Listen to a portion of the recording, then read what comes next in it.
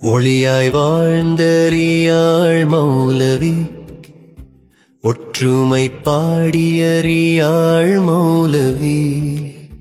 மனமெல்லாம் நம்பிக்கை விதைத்தவர், மதக்களத்தில் மிளிர்ந்தறியாள் மௌலவி. அன்பு வழி காட்டி அறிவொளி தந்தவர், அல்லாஹ்வின் நாமம் உயர்த்தியவர். தியாகமாய் வாழ்ந்து பிறருக்காய் நின்றவர், துஆகளின் இதழில் நிலைத்தறியாள் மௌலவி.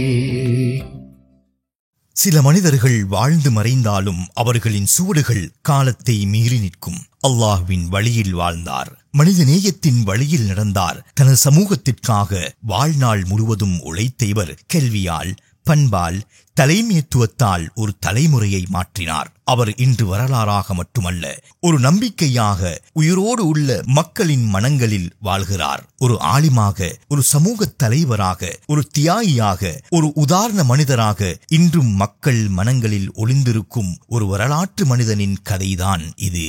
ரியால் மௌலவி என எல்லோராலும் அன்பாகவும் கௌரவமாகவும் அழைக்கப்படும் அல்ஹாஜ் மௌலவி முஹம்மது ஜலாலுத்தீன் முகமது ரியால் கஃபூரி அவர்கள் 1933 ஆண்டு ஜனவரி மாதம் 25ஆம் தேதி ALM ஜலாலுத்தீன் மற்றும் ஜவாஹிதா உம்மா தம்பதியினரின் மூத்த புதல்வராக இலங்கையின் கரையோர பிரதேசமான நீர்கொழும்பிலே கம்மல்துறை எனும் ஊரிலே பிறந்தார்கள். தற்போது அல் ஃபலாஹ் மகாவித்யாலயம் என அழைக்கப்படும் கம்மல்துறை முஸ்லிம் வித்யாலயத்தில் தமது ஆரம்ப கல்வியை பயின்ற இவர்கள் தனது இளம் வயதிலேயே மஹர்கம கஃபூரியா அரபு கல்லூரியில் இணைந்து சன்மார்க்க கல்வி கற்று 1951ஆம் ஆண்டு மௌலவி பட்டம் பெற்றார். தாம் பட்டம் பெற்ற அதே அரபு கல்லூரியில் சில காலம் விரிவுரையாளராக கடமையாற்றினார். பின்னர் SSC அரசாங்க பாடசாலைக்கு தோற்றி அதில் சித்தி அடைந்து தனது 2ஆம் நிலை உயர்கல்வியை தொடர்ந்தார். பின்னர் அட்டாளச்சேனை ஆசிரியர் பயிற்சி கல்லூரியில் பயின்று பயிற்றப்பட்ட ஆசிரியராக அங்கிருந்து வெளியேறினார். 1952இல் ஆசிரியர் நியமனம் பெற்று புத்தளம் ஜாகிரா கல்லூரியில் கால் பதித்ததிலிருந்து அவரது ஆசிரிய பயணம் தொடங்கியது. பின்னர் கற்பிட்டி சிரேஷ்ட பாடசாலை, மாவனல்லை ஜாகிரா கல்லூரி, மட்டக்குழிய முஸ்லிம் வித்யாலயம், கொழும்பு அல் ஹிதாயா மகா வித்யாலயம், கொழும்பு ஜாகிரா கல்லூரி, கண்டி கிங்ஸ்வுட் கல்லூரி உட்பட நாட்டின் பல்வேறு பகுதிகளில் உள்ள பாடசாலைகளில் ஆசிரியராக சேவையாற்றினார்.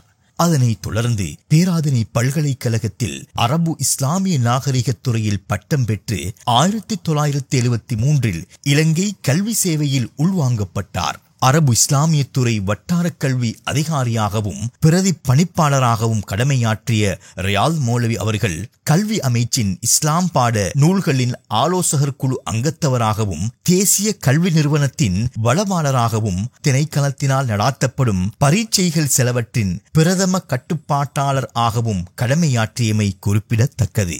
அன்னாரது குடும்ப வாழ்க்கையை எடுத்து நோக்கினால் இவர் நீர்கொழும்பில் செய்வுன்னிசா என்ற பெண்ணை 1963இல் மணந்தார். இவர்களுக்கு இறைவன் 4 ஆண் குழந்தைகளையும் 2 பெண் குழந்தைகளையும் பரிசளித்தான். தூர நோக்கு, தெளிவான சிந்தனை, வேற்றுமையில் ஒற்றுமை கண்டு அனைவரையும் அனுசரித்து போகும் பண்பு, அர்ப்பணம், தியாகம், எளிமை, அபார துணிவு, சமூக சிந்தனை, பரந்த மனப்பான்மை முதலான உயர் பண்புகளை பெற்றிருந்த தன்னிகரற்ற ஆளுமையாக திகழ்ந்தார்கள். அகில இலங்கை அரபு சம்மேளனத்தின் தலைவர், அகில இலங்கை ஜம்இய்யத்துல் உலமாவின் பொதுச் செயலாளர், அஹதியா பாடத்திட்டத்தின் உலமா ஆலோசனை குழுவின் பிரதம ஆலோசகர், இத்திஹாதுல் முஸ்லிமீன் அமைப்பின் செயலாளர், முஸ்லிம் சமய பண்பாட்டலுவல்கள் அமைச்சின் உலமா ஆலோசனை சபை அங்கத்தவர், வக்ஃப் சபை அங்கத்தவர் என்று ரியால் மௌலவி அவர்களின் மார்க்க சமூக பணிகள் பரந்தவை, கனதியானவை.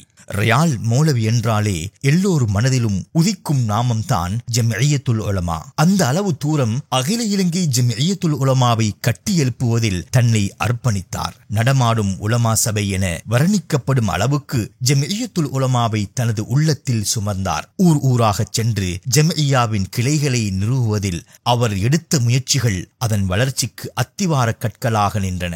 ஜம்இய்யத்துல் உலமாவை சமூகமயப்படுத்துவதில் அவர் மேற்கொண்ட பணி வரலாற்றில் தனியானதோர் அத்தியாயத்தை பெற்றிருக்க வேண்டும். ஜம்இய்யத்துல் உலமா கிளைகள் பரப்பி பெருவீழ்ச்சமாக வளர ஆணிவேராய் நின்றவர் ரியால் மௌலவி அவர்கள் என்றாலே மிகையாகாது.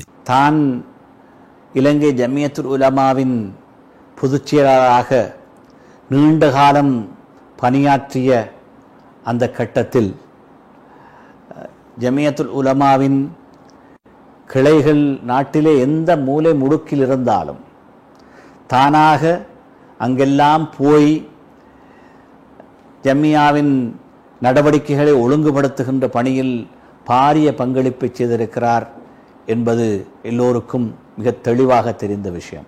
தன்னலமில்லாமல் பெரிய பொருட்செல்வம் எதையும் ஈட்டாமல் தானாக தன்னை வருத்தி இந்த நாட்டு முஸ்லிம்களுக்காக மிகப்பெரிய சன்மார்க்க பணியை ஆற்றிய அன்னாருடைய ஆன்மா சாந்தி அடைவதற்கும் அவரை எல்லாம் வல்ல இறைவன் நல்ல சுவனபதியை கொடுத்து கௌரவிப்பதற்குமான அந்த பிரார்த்தனைகளை நாங்கள் எல்லோரும் ஒன்று கூடி செய்வோமாக. இவர்கள் இஸ்லாத்தை பற்றிய தப்பபிப்பிராயங்களை களைவதில் மிகவும் அக்கறை செலுத்தியதோடு இஸ்லாத்திற்கு முரணான கருத்துக்கள் கொள்கைகள் ஊடுருவுவதை தடுக்க வேண்டும் என திடசங்கம் பூண்டிருந்தார். அன்னார் சிறந்த பேச்சாளராகவும் எழுத்தாளராகவும் இருந்தார். இலங்கை வானொலி முஸ்லிம் சேவையை சிறந்த களமாக பயன்படுத்தி அல் குர்ஆன் விளக்க வகுப்புகள், காலத்திற்கேற்ப சொற்பொழிவுகள், கலந்துரையாடல்கள் என ஆக்கப்பூர்வமான நிகழ்ச்சிகள் மூலம் பொதுமக்களுக்கு வழிகாட்டினார்.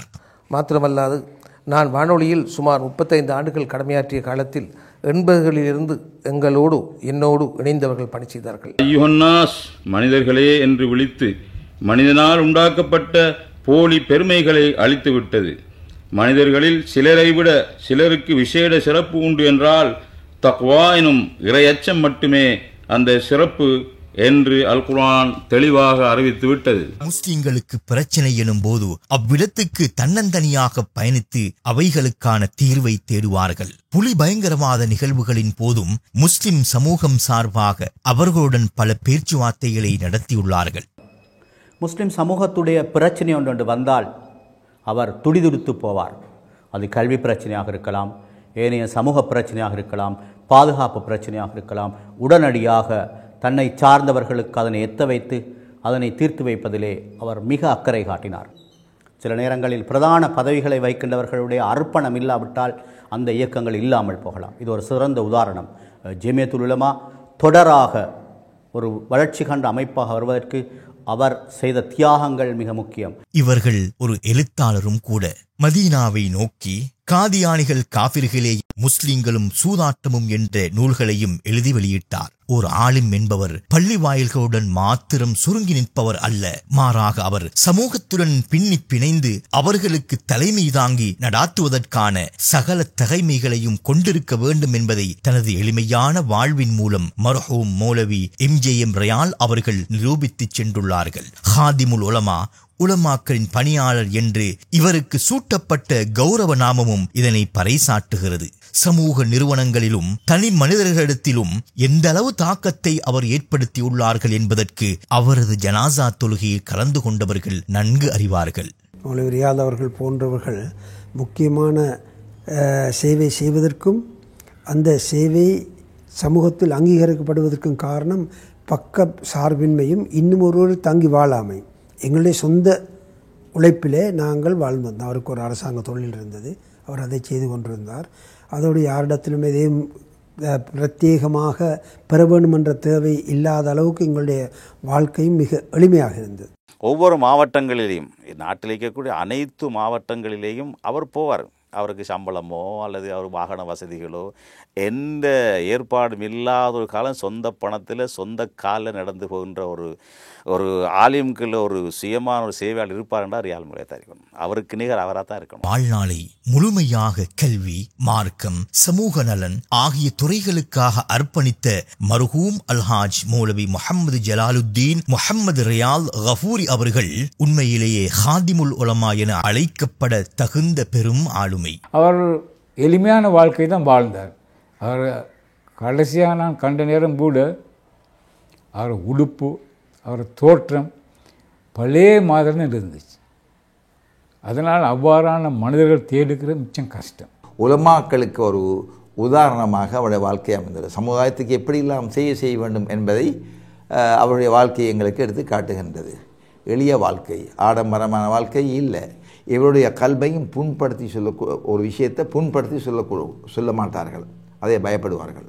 ஆனால் ஹக்கை ஹக்கா சொல்ல, எந்த வினாக இருந்தாலும் சரி, ஹராமண்டா ஹராம், ஹலான் என்று உடைச்சி சொல்லுவார்கள். பேராதனை பல்கலைக்கழகத்தில் என்னிடம் அவர்கள் ஒரு மாணவராக இருந்து பட்ட படிப்பை மேற்கொண்டார்கள். அப்பொழுது நான் ஒன்றை அவதானித்தேன். நான் ஒரு மௌலவியாக இருக்கின்றேன், நான் இவரிடம் எதை புதிதாக படிப்பது என்ற ஒரு கர்வ உணர்வு அவரிடம் இருக்கவில்லை. ஒரு சாதாரண மாணவனைப் போல விரிவுரைகளுக்கு செவிமடுத்து அதே போன்று சில விஷயங்களை நன்கு கேட்டு அறிந்து தெளிவு பெறுவதில் மிகவும் ஆர்வமாக இருந்தார்கள். அவருடைய அந்த பண்பு என்னை மிகவும் கவர்ந்தது. இது போன்றே ரியால் மௌலவி அவர்களுடைய இன்னொரு சிறப்பு அம்சம், கொள்கையை பற்றி மிக்கவர்கள். இஸ்லாத்துக்கு முரணான கோட்பாடுகள், தவறுகளை கண்டிப்பதில், விமர்சிப்பதில் மிகவும் உறுதியாக நின்றார்கள். ஆனால் அதனை பண்பாடாக செய்தார்கள். அவரின் வாழ்வு பயணம் ஒரு மனிதர் எவ்வாறு தன்னலமின்றி சமூகத்திற்கும் மார்க்கத்திற்கும் தேசத்திற்கும் பணியாற்ற முடியும் என்பதற்கான சிறந்த எடுத்துக்காட்டு. கல்வியிலும் வழிகாட்டுதலிலும் தலைமைத்துவத்திலும் ஒரு ஆலிமாக இருந்து அவர் ஆற்றிய பணி காலம் கடந்தும் பேசப்படுகிறது. இன்றும் அவரின் போதனைகள், எழுத்துக்கள், சொற்பொழிவுகள், அமைப்பு பங்களிப்புகள் அனைத்தும் ஒரு தலைமுறையை விழிப்புணர்வுடனும் ஒற்றுமையுடனும் வழிநடத்துகின்றன. அவரை போல் எளிமை, பணிவு, தியாகம், உறுதியான நம்பிக்கை ஆகிய பண்புகளை உடையவர்கள் சமூகத்தின் ஒளிக்குமல்கள் ஆவர். அன்னாரின் வாழ்வு நம் ஒவ்வொருவரையும் ஊக்குவிக்கும் ஒளிவிளக்கு போல் என்றும் பிரகாசிக்கட்டும். இறைவன் அன்னாரை புரிந்து கொண்டு அவருடைய மறுமை வாழ்வை செழிப்பாக்கி அவருக்கு ஜன்னத்துல் ஃபிர்தௌஸ் எனும் உயர்ந்த சூனலோகத்தை கொடுப்பானாக என வல்ல அல்லாஹுவை பிரார்த்திக்கின்றோம். ஆமீன் ஆமீன் யா ரப்பல் ஆலமீன். ஜமியத்துல் உலமா என்ற தலைமையின் தூண் ஒற்றுமை விதைத்தவர் ரியாத் மௌலவி. உலமா இதயத்தில் உயிராய் வாழ்ந்தவர், உண்மையின் சத்தம் சொன்னவர் ரியால் மௌலவி. சொற்பொழிவும் எழுத்தும் நற்சான்றாய் சமூகம் முழுதும் வழிகாட்டியவர்.